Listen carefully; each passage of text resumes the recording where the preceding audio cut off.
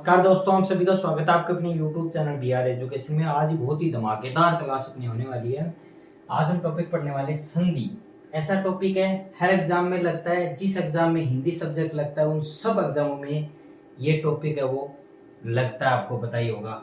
और इस टॉपिक से हर एग्जाम में क्वेश्चन है वो यहाँ पर किया जाता है। तो आज हम यहाँ पर संधि की बात करें। अगर ये टॉपिक आपको नहीं आता है तो ना तो आप समास, उपसर्ग, प्रत्यय और शब्दों का अर्थ निकालना नहीं सीख पाओगे। तो ये जरूरी है टॉपिक सीखना। तो आइए बात करते हैं आज संधि टॉपिक के बारे में।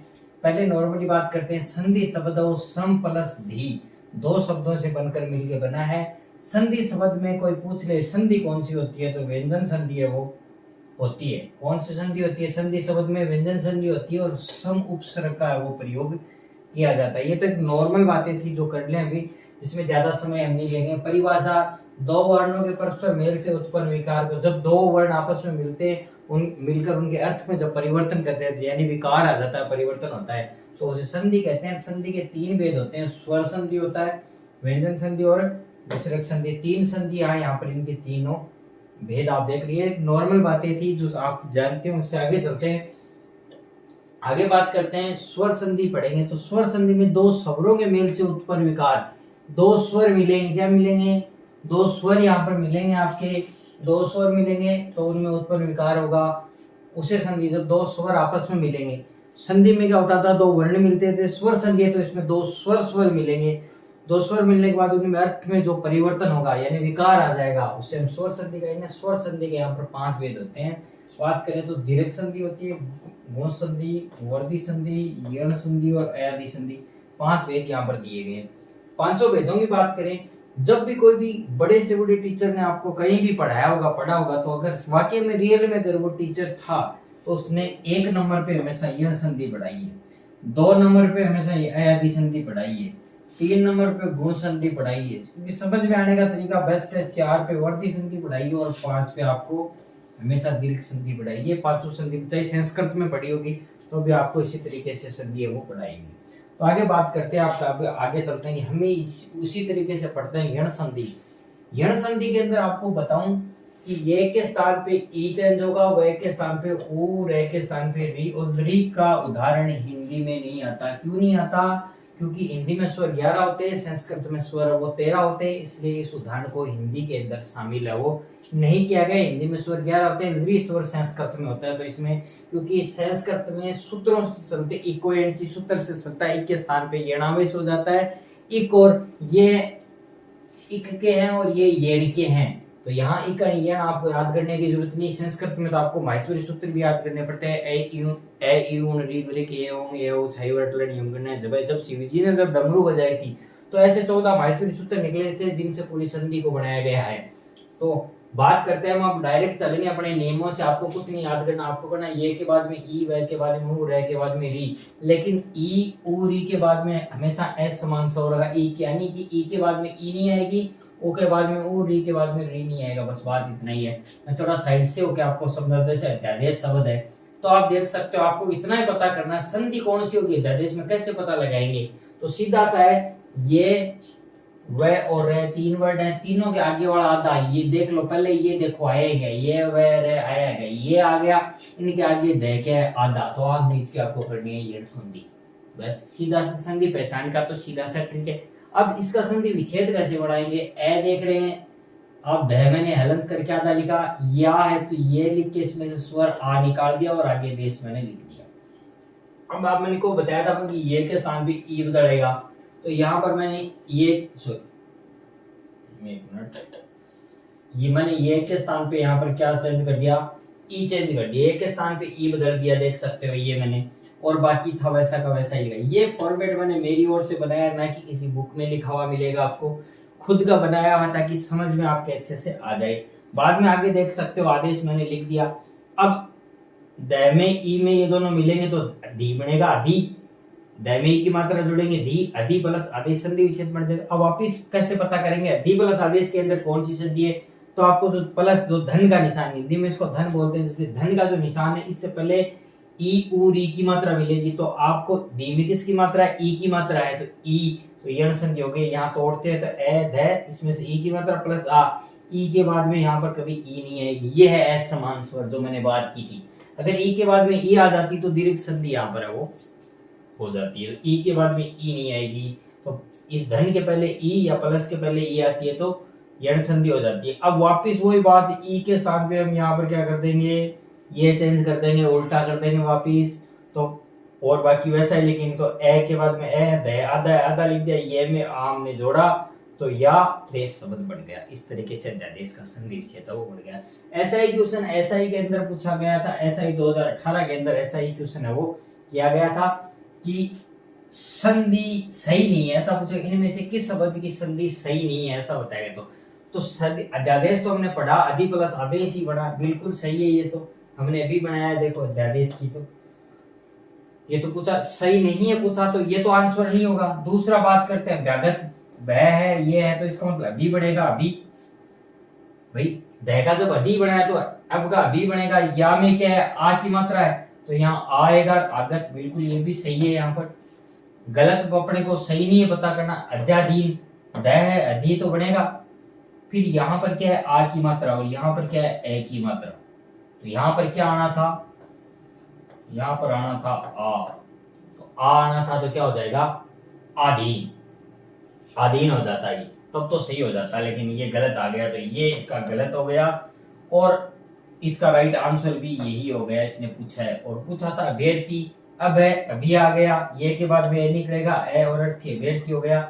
और ये क्वेश्चन हो ग्राम सेवक 2011 में पूछा गया। ग्राम सेवक 2011 की वैकेंसी में क्वेश्चन पूछा गया था कि अभ्यर्थी शब्द के अंदर अभ्यर्थी शब्द की कौन सी संधि है, संधि विच्छेद इसका क्या होगा, ऐसा पूछा गया था। तो संधि विच्छेद क्या होगा, अभी प्लस अर्थी इसका संधि। ये ग्राम सेवक 2011 में पूछा गया, ये एसआई 2018 में पूछा। अब आगे बात करते हैं दूसरे नियम की ओर चलते हैं, वह और ऊ वाले नियम की ओर चलते हैं। वह और ऊ के नियम की ओर चलते हैं। इसमें वह के स्थान पे कुछ वैसे ही देख सकते हो, अन्वय है, यहाँ वह आ गया, इसके आगे आधा है तो यण संधि होगी। सीधी सी बात है, मैंने बताया था ऊपर वाले तीनों आते हैं, इनके आगे वाला आधा होता है तो यण संधि।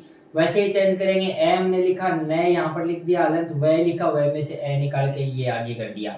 तो आप देख सकते हो अब इसके अंदर वह हम वह है, वह के स्थान पे हमने क्या बदल दिया, यहाँ पर ऊ बदल दिया। देख सकते हो वह के स्थान पे ऊ है, वैसा का वैसा हमने लिख दिया।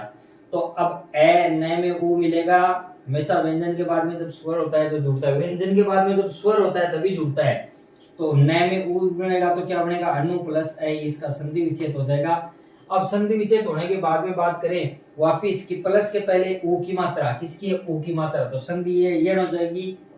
ए यहाँ है, न है, ऊ यहाँ पर है, ऊ यहाँ पर है, आप देख सकते हो। प्लस के पहले धन के पहले ऊ है तो संधि हो गई।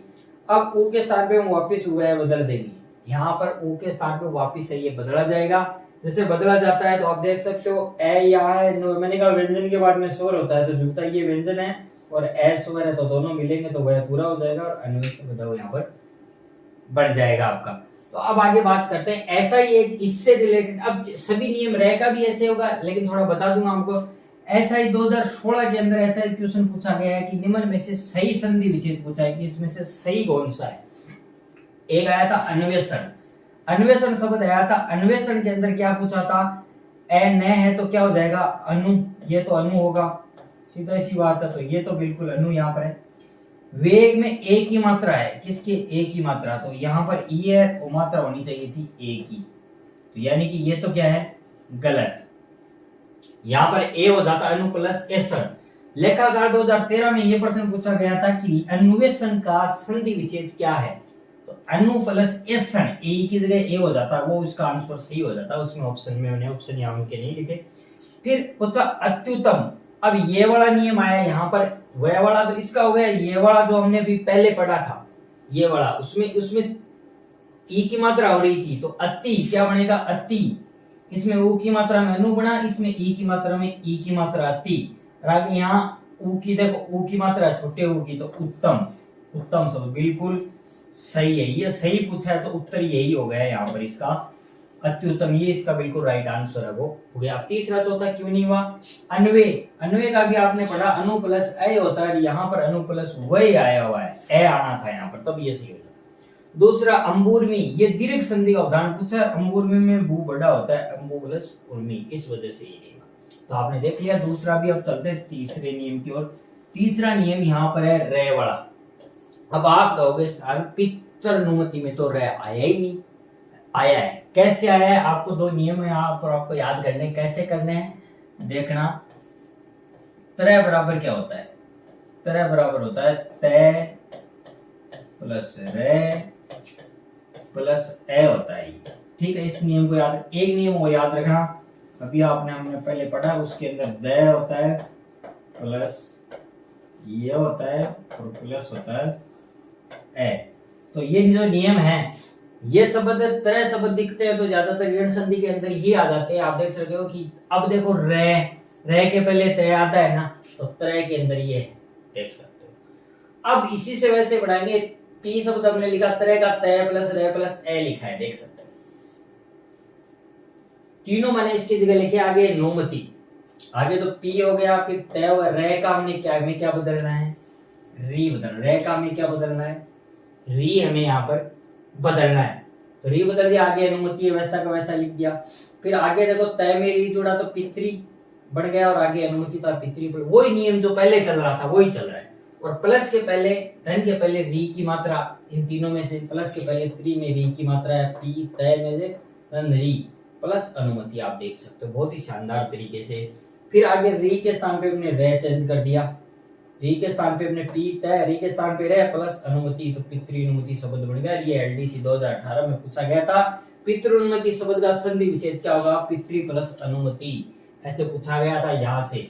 एसआई 2018 में दोनों में पूछा गया, एलडीसी 2018 में और एसआई 2018 में सेम क्वेश्चन किया गया था। और वैसा ही आरपीएससी सेकंड ग्रेड 2018 में किया गया। मातृ अनुमति, पितृ की जगह मां कर दिया, बस बात वही है, इसका मातृ प्लस अनुमति हो जाता। संधि पूछ ली इसने सीधे, तो त्रय आया था, तीनों की जगह त्रय आते, ये संधि यहाँ पर हो जानी थी, सीधी बात है। तो तीनों की हो गई। अब बाकी आगे थोड़े से क्वेश्चन कर लेते हैं, इनसे रिलेटेड जो है बता दूं आपको।